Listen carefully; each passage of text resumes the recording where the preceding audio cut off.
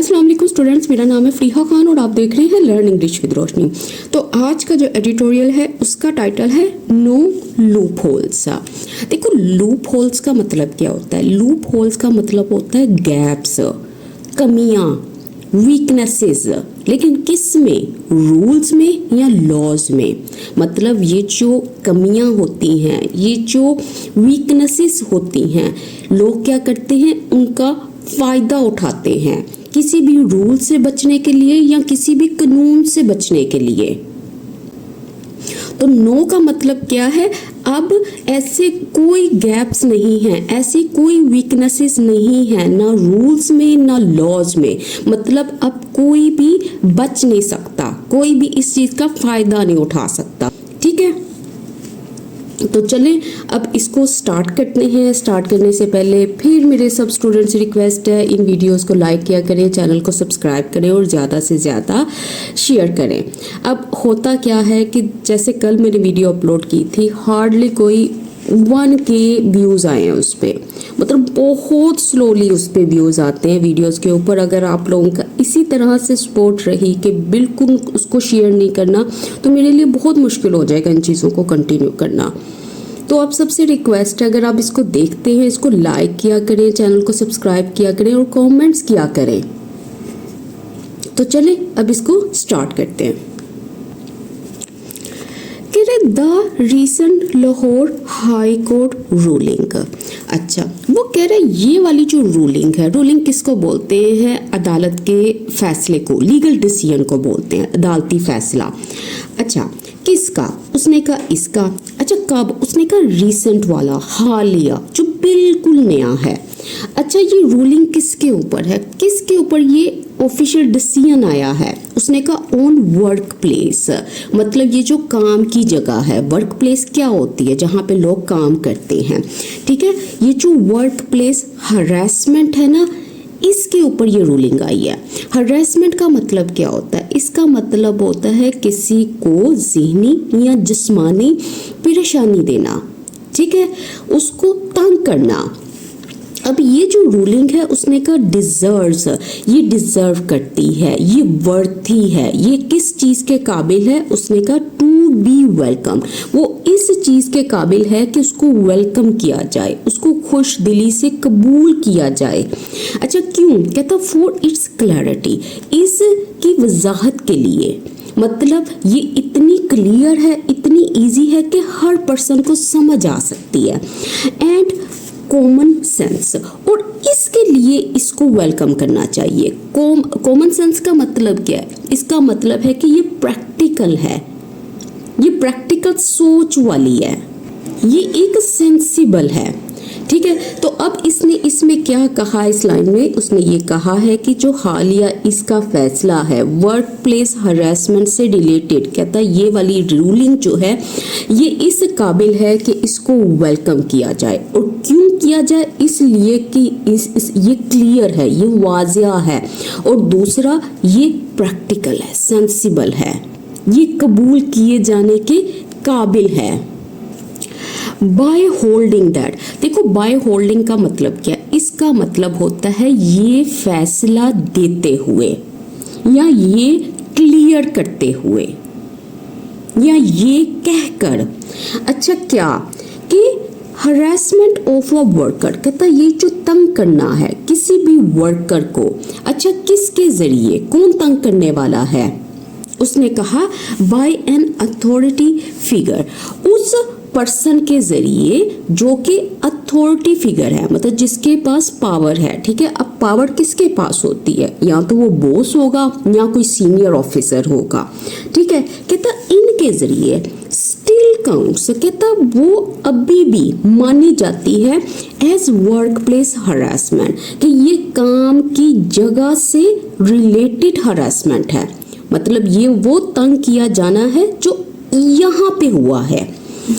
Even if, कहता चाहे it occurs, ये हैपन हो, मतलब किसके लिए आया? इस हरासमेंट के लिए आया कि चाहे ये हैरेसमेंट जो है ये अकर हो, ये वाकया हो आउटसाइड द ऑफिस, ऑफिस के बाहर। द कोर्ट हैज़ प्रोवाइडेड, कहता है जो कोर्ट है वो प्रोवाइड कर चुकी है, उसने फराहम किया है किस चीज़ को, प्रोटेक्शन को। प्रोटेक्शन का मतलब क्या, सेफ्टी को, लीगल सपोर्ट को। अच्छा किन को, टू वर्किंग वीमेन, उन औरतों को जो काम करने वाली हैं, जो काम करने वाली खवातीन हैं उनको। एंड नैरोड द स्पेस, और इन्होंने क्या किया, इस कोर्ट ने और क्या किया, उसने ये जो गुंजाइश थी ना, ये जो स्पेस है उसको कम कर दिया। अच्छा स्पेस किसके लिए थी, कहता फॉर अब्यूजर्स, अब्यूजर्स के लिए, ये जो ज्यादती करने वाले हैं उनके लिए जो स्पेस थी उसको नैरो कर दिया। अच्छा क्यों, टू एस्केप अकाउंटेबिलिटी, ताकि वो बच निकले कहाँ से, अकाउंटेबिलिटी से, जवाबदेही से। मतलब ये वाली जो स्पेस होती थी ना इनके लिए, जिसमें ये एस्केप करते थे इस चीज को, उसको इसने नैरो कर दिया, वो ये बात कर रहा है। अच्छा ये चीज देख लीजिएगा, यहाँ पे एक वर्ड यूज हुआ था काउंट एज। काउंट का मतलब क्या होता है, इसका मतलब है इसको माना जाता है, और एज का मतलब है कि इस तौर पर, कि इसको ट्रीट किया जाता है, समझा जाता है इस चीज के तौर पर, ठीक है। और अकाउंटेबिलिटी क्या होता है, इसका मतलब होता है ये जो जवाबदेही है। द LHC डिसमिस्ड, कहता है लाहौर हाई कोर्ट जो है वो डिसमिस कर चुकी है, उसने रिजेक्ट कर दिया किसको, अब पटिशन, एक दरख्वास्त को, एक लीगल रिक्वेस्ट को। अच्छा ये पटिशन किसके जरिए थी, उसने कहा बाय अ गवर्नमेंट ऑफिशियल, इसके जरिए, सरकारी अफसर के जरिए। हु वॉज रिमूव्ड, कहता जिसको रिमूव किया गया था, जिसको हटाया गया था, कहाँ से, फ्रॉम सर्विस, मतलब काम से, नौकरी से। अच्छा क्यों, फॉर हरासिंग अ सबऑर्डिनेटर, मतलब ये जो जूनियर था उसको हरास करने के लिए, उसको तंग करने के लिए। एंड इन डूइंग सो, और ऐसा करते हुए। अच्छा कैसा करते हुए, कि ये जो इसने डिसमिस किया ना LHC ने इस पिटीशन को, कहता है ऐसा करते हुए, सो हाईलाइटेड, इसने हाईलाइट किया, इसने वाजिया किया, इसने जोर दिया दैट ये कि harassment is defined by power, कि ये जो तंग करना है ना, ये जो ज्यादती है, इसको डिफाइन किया जाता है, मतलब उसको जाना जाता हो किसके जरिए, पावर के जरिए, नोट लोकेशन, ना के जगह के जरिए। अच्छा देखो इस लाइन में इसने क्या बात की है, इसने बड़ी अच्छी बात की है। उसने कहा जो हरासमेंट है ना वो डिफाइन की जाती है, मतलब इसका लिंक किससे होता है, उसने कहा इसका लिंक पावर से होता है, ना कि जगह से होता है। मतलब जब एक शख्स दूसरे पर अगर वो कंट्रोल रखता है, पावर रखता है, और वो उस पावर का गलत इस्तेमाल करे तो वो हरासमेंट ही होती है। जगह बदलने से हरासमेंट तब्दील नहीं होती, चाहे हरासमेंट जो है वो ऑफिस के अंदर हो या बाहर हो। अब आगे देखो। अच्छा अब ये जो वर्ड इसने हाईलाइट यहाँ पे यूज किया ना, इधर अंडरस्कोर भी यूज कर सकता था, ठीक है। इसका मतलब भी यही था कि इस पे जोर देते हुए, इसको वाजिया करते हुए। अब आगे देखो, when a superior uses their position to pressure, कहता है जब कोई superior होता है, वो पर्सन जो ऊपर वाले दर्जे पर होता है, जो कोई अफसर होता है ऊपर दर्जे का, कहता है जब वो इस्तेमाल करता है अपनी पोजीशन को, अपने ओहदे को, अपनी पावर को, रुतबे को प्रेशर डालने के लिए, दबाव डालने के लिए, थ्रेटन करने के लिए, धमकाने के लिए, और कोर्स सब ऑर्डिनेट, और कोर्स करने के लिए, कोर्स का मतलब होता है जबरदस्ती करने के लिए किसी सब ऑर्डिनेट के ऊपर, मतलब किसी जूनियर के ऊपर। वेदर कहता चाहे थ्रू मैसेजेस, चाहे वो मैसेजेस के जरिए हो, विजिट्स और इम्प्लाइड प्रोफेशनल फेवर्स, या विजिट्स के जरिए हो, मतलब मुलाकातों के जरिए हो, फिजिकल मीटिंग के जरिए हो, या इम्प्लाइड प्रोफेशनल फेवर्स, मतलब वो वाली पेशावर फेवर्स जो इम्प्लाइड हों। इम्प्लाइड का मतलब होता है जिसके इशारे दिए गए हों, मतलब जो गैर वाजिया हो। द अब्यूज रिमेन्स, कहता लेकिन ये जो अब्यूज है ना, ये जो ज्यादती है, रूट रिमेन्स, वो बरकरार रहती है। क्या, रूटेड इन, के उसकी बुनियाद कहाँ से निकली है, वो कहाँ से कम फ्रॉम करती है। उसने कहा कहता इन द वर्किंग रिलेशनशिप, मतलब ये वाला जो वर्किंग रिलेशनशिप है इसमें। अच्छा, इसका मतलब क्या, ये मैं ज़रा समझा दूँ। उसने कहा है कि जब जो सुपीरियर है ना वो अपनी पावर का इस्तेमाल करता है, अपनी पोजीशन का इस्तेमाल करता है, अपने ओहदे का, अपने रुतबे का, किसी सबऑर्डिनेट को, किसी जूनियर वर्कर को धमकाने के लिए, उस पर प्रेशर डालने के लिए, चाहे वो मैसेजेस हो, मीटिंग्स हो, या कोई ये हिडन फेवर्स वाले इशारे हों। कहता इन चीज़ों के बावजूद ये जो अब्यूज़ है ना, ये अब्यूज़ ही रहती है। और ये कहाँ से लिंक करती है, ये कहाँ से कम फ्रॉम करती है? उसने कहा वर्किंग रिलेशनशिप से ही, मतलब इसकी बुनियाद फिर भी यहीं से निकलती है। इसको आप यही कहोगे। अच्छा, अब इसकी वो कैप चेक करो। अच्छा देखो, सबसे पहले सबऑर्डिनेट। सबऑर्डिनेट का मतलब क्या होता है? जो जूनियर हो, ठीक है। अच्छा, इम्प्लाइड। देखो, इम्प्लाइड का मतलब होता है जिसमें इशारे हों, वो चीज़ जो गैर वाज़िया हो, जिसको कहा ना गया हो, बस इशारे दिए गए हों। अच्छा, रूटेड इन का मतलब क्या होता है? देखो, रूटेड इन का मतलब होता है कि ये कहाँ से निकल कर आती है, इसका लिंक कहाँ से होता है। फिर आगे इसने यहाँ पे यूज किया हुआ है।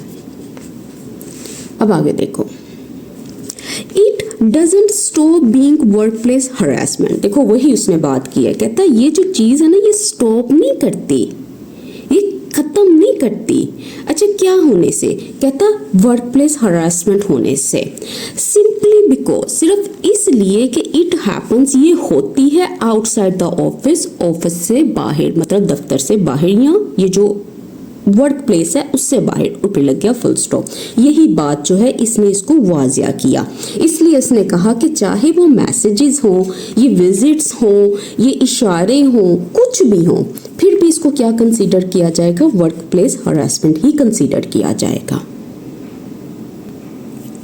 अच्छा, अब ये था इसका फर्स्ट पैराग्राफ। अगर आपको कुछ समझ नहीं आई तो इसमें घबराने की कोई ज़रूरत नहीं है। जब मैं ये एडिटोरियल कंप्लीट करूंगी, मैं इसको सारे एडिटोरियल को समराइज करके बताऊंगी आपको, ताकि अगर कोई कंफ्यूजन हो वो निकल जाए। कह रहे द जजमेंट हैज़ कैप्चर्ड। कहते ये जो फैसला था ना, ये जो कोर्ट का डिसीजन था, कहता वो कैप्चर कर चुका है। कैप्चर करने का मतलब क्या है? उसने बिल्कुल सही तरह से दिखाया है, शो किया है, वाजिया तौर पर उसने पेश किया है। अच्छा, किसको? उसने कहा ये जो एसेंस है, एसेंस किसको बोलते हैं? इसकी जो रूह है, इसका जो असल मतलब है। अच्छा, किसका? उसने कहा of the protection against harassment of women at workplace act 2010। इसका कहता इसने इसकी सही रूह को पकड़ा है। हरासर्स हैव ट्राइड, कहता ये जो तंग करने वाले हैं ना, ये इन्होंने कोशिश की है कि वो एक्सप्लॉइट करें, वो गलत फ़ायदा उठाएं टेक्निकल आर्ग्यूमेंट्स का।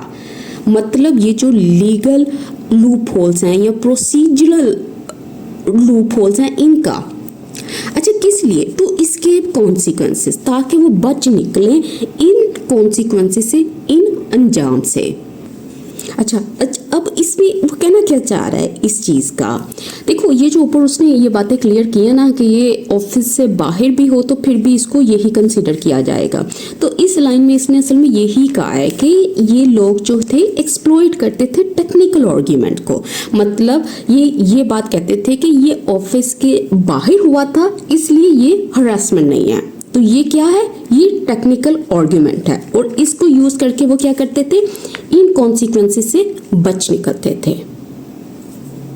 तो इसलिए उन्होंने एक एक चीज जो है वो क्लियर कर दी। कहता the courts ruling shuts down. कहता कोर्ट की जो रूलिंग है, उनका जो फैसला है, वो शट डाउन करती है, मतलब वो स्टॉप करती है, एंड करती है, बंद करती है वन सच एक्सक्यूज, ऐसे बहाने को। कहता द जजमेंट ऑल्सो रीइंफोर्सेस। कहते ये जो अदालती फैसला था वो जोर देता है, वो सपोर्ट करता है किसको? The role of the Punjab ombudsperson, इसका। अच्छा, ये जो पर्सन है ना, इसकी मैं बाद में तफसील बताती हूँ। कहता हुज फाइंडिंग्स वर अपहेल्ड, कहता जिसकी जो फाइंडिंग्स थी, जिसकी जो तहकीकात के जो नताइज थे, कहता उनको अपहेल्ड किया गया, मतलब उसको बरकरार रखा गया, उसको एक्सेप्ट किया गया।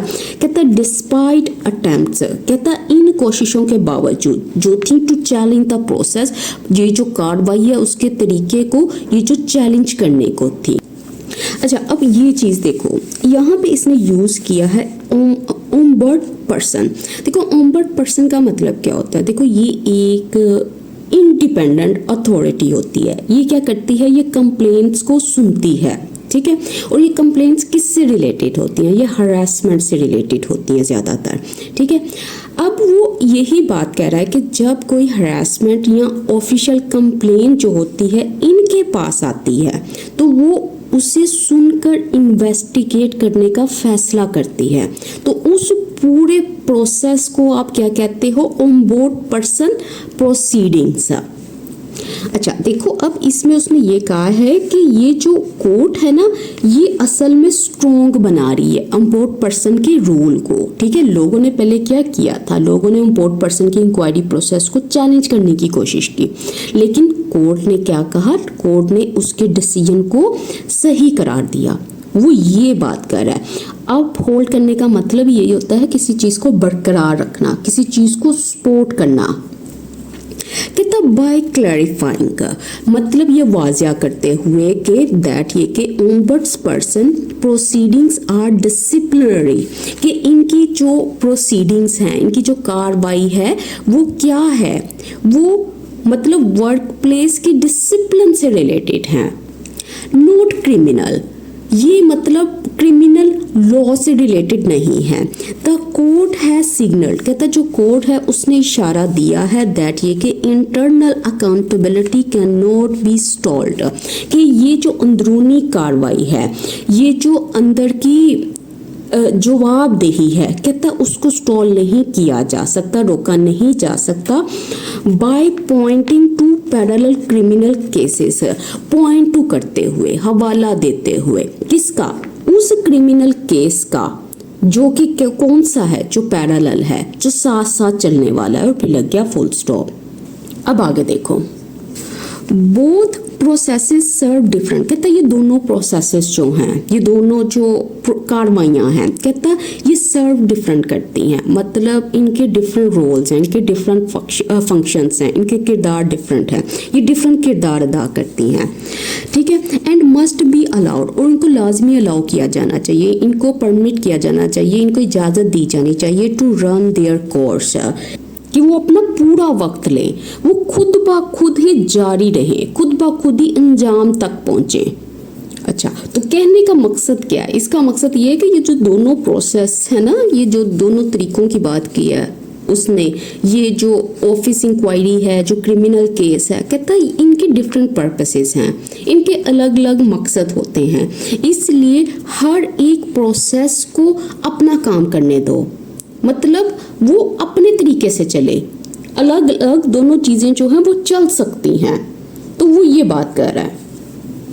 इम्पोर्टेंटली, इसका मतलब क्या है, ख़ास तौर पर कहता द कोर्ट ऑल्सो रिकॉग्नाइज, जो कोर्ट है उसने इस चीज़ को भी तस्लीम किया है। अच्छा, किसको, दैट ये कि हरासमेंट इंक्वायरीज की जो हरासमेंट की जो तहकीकात हैं कैन नॉट बी बाउंड, वो बाउंड नहीं हो सकते, वो रिस्ट्रिक्ट नहीं हो सकती, वो सख्ती से पाबंद नहीं की जा सकती, किसके, कहता by rigid rules of evidence, ये जो सबूत से मुतल्लिक ये जो सख्त कवायद हैं उनसे, और फिर लग गया फुल स्टॉप।